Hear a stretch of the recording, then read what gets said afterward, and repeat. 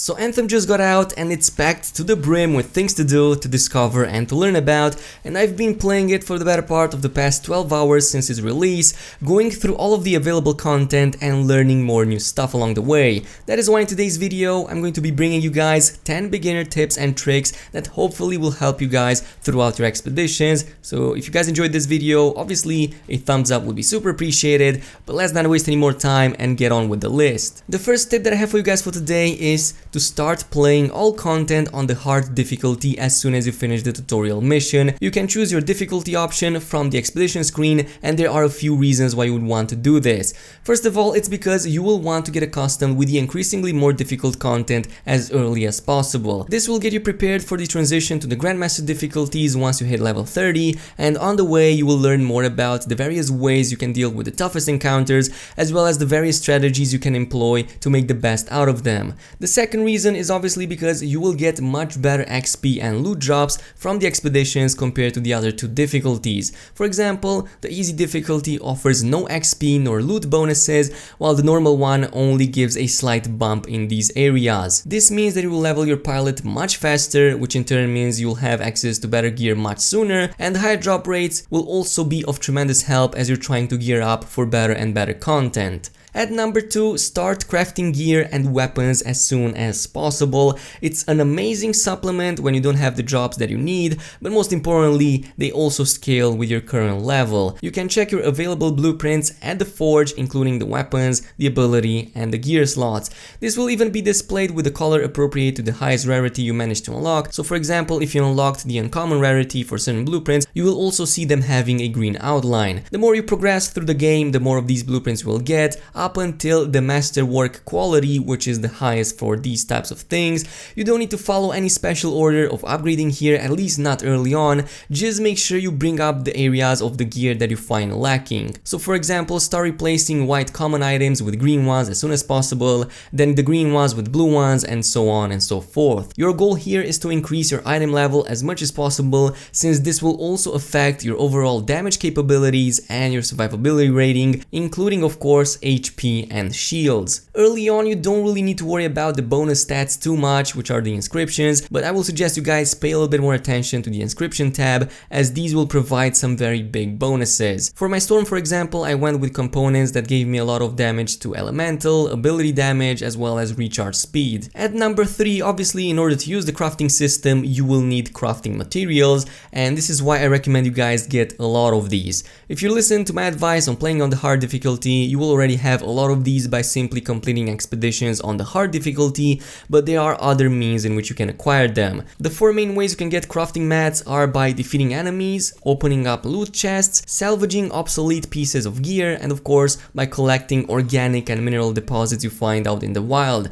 There's also various challenges and main missions that reward you these crafting materials, over which I'll go in just a bit, but by far the best way to get these is of course by going into the free play mode on the hard difficulty and collect everything in sight, as well as completing as many open world events as possible. Unlike normal missions or contracts, free play lets you explore as much as you want of the entire map without having to stay close to any of your party members, unless of course you want to. Since the world of Anthem is filled with deposits as well as open world events, you will encounter a lot of these. You will also get loot chests from completing them, and you will get a lot of materials in the process, so go ahead and do them if you find yourself lacking. At number 4, as I was mentioning, salvaging for scraps. While you can indeed salvage each individual item piece by piece at the end of the expedition menu or in the forge, obviously the best way to do this is at the vault instead. The vault is on the left side of where you start the expeditions in Fort Tarsis, and it's the only place where you can salvage items in bulk. To do so, head over to the vault, open it up, and then mark all of the items that you don't need as junk. My recommendation here is to start with the low rarity ones as well as with the low item level ones,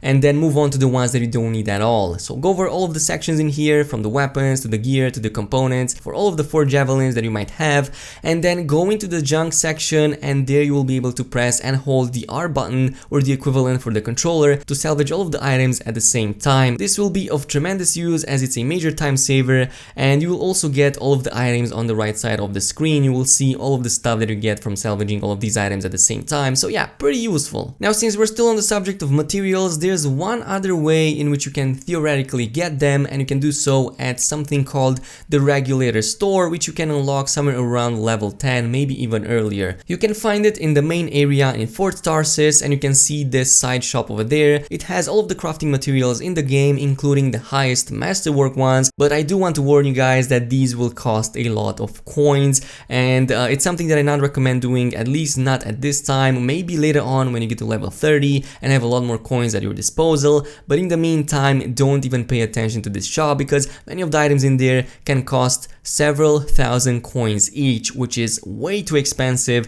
and it's not really worth it for now. So yeah, just follow the instructions I've said in the previous points. And number 6, let's say you followed all of the previous instructions and you got yourself a good set of equipment for your javelin, and you might have even unlocked the Tyrant Mine, which you now want to do. Well, before doing any of that, there's one more thing you can do in order to further increase your power level, and that is of course through the usage of sigils. Sigils are basically the consumables we used to have back in the Mass Effect series, and they oftentimes provide valuable buffs, such as for example increasing damage to certain weapons, better recharge times for your abilities, more armor and shields for your javelins, and more combo damage, among many other things. You can check and craft sigils in the expedition screen on the last tab, which deals with consumables. There are 3 slots in total here, which you can unlock starting at level 10, I believe, for the first one, then the second one at level 20, and finally the third one at level 30. These can also have several quality levels, starting from green to probably yellow, and you can craft these using 1 ember. They are very inexpensive for the amount of buffs they give you, but do keep in mind that at least on the lower level ones, they only last for 1 single expedition. Now moving on to combat, here's where I have several tips for you guys, and I want to bring these up especially because I've seen a lot of people doing a lot of basic mistakes which you can easily avoid otherwise. First, prioritize combo detonations no matter what. At least one of your party members should have and provide a primer, and at least one other party member should be able to provide a detonator. Most of the time though, multiple party members will have both of these abilities, so it shouldn't be really a problem, but do pay attention to the way you can prime the targets. Not all targets can be primed that easily. For example, shielded enemies need to have their shields taken down before you can prime them and subsequently detonate them, and there's also some other elemental beings out there which have resistances to certain types of elemental damage. For example, titans can't really be primed for detonations. There's also some other elemental creatures which have these resistances, or at the very least you will need a much higher prime rate in order to prime them for detonations, but I wanted to bring this one up. Next, if you don't have a detonating ability or it's on the cooldown, what you can do is simply use your melee attack, which for the most part will also detonate all targets. There's only one exception to this rule in the game, and that is of course with the melee attack from the ranger, which is a primer and not a detonator. But all of the other javelins in the game can detonate targets with their melee attacks. Also in the combat category, always prioritize reviving your downed party mates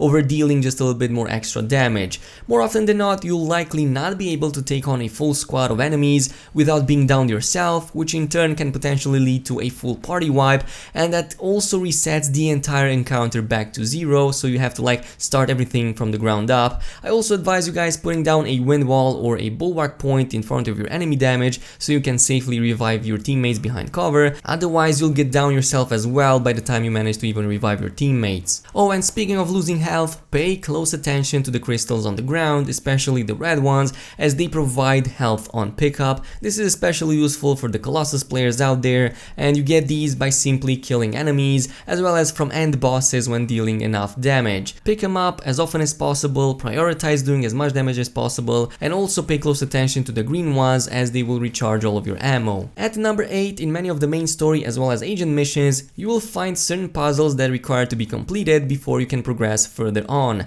These generally fall into the theme of matching up certain colors or patterns to open up a gate or to take down a shield protecting a certain shape or relic. All of these will contain hints and clues around them. The environment around these puzzles will contain all of the clues needed in order to unlock them. Oftentimes you can find these clues hidden under the bridges, the corner walls or ceilings, and from there on you can just match up whatever you have in the puzzle itself. It's super easy to do so, and as soon as you do one puzzle, you will recognize all of the other puzzles in the game, as it's quite easy to pull off. At number 9, while indeed it's a small trick, I found this one to be very useful during flight, especially for adjusting your position.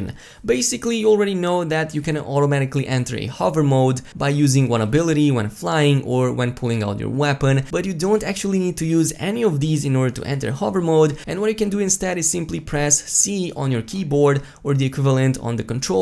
I found this one to be super useful when trying to get the shining orbs in order to silence Shaper relics. It's also useful when navigating very tight corners, small tunnels or crowded areas. Most of the people I see rely a little bit too much on pulling out their weapons or using abilities to adjust themselves.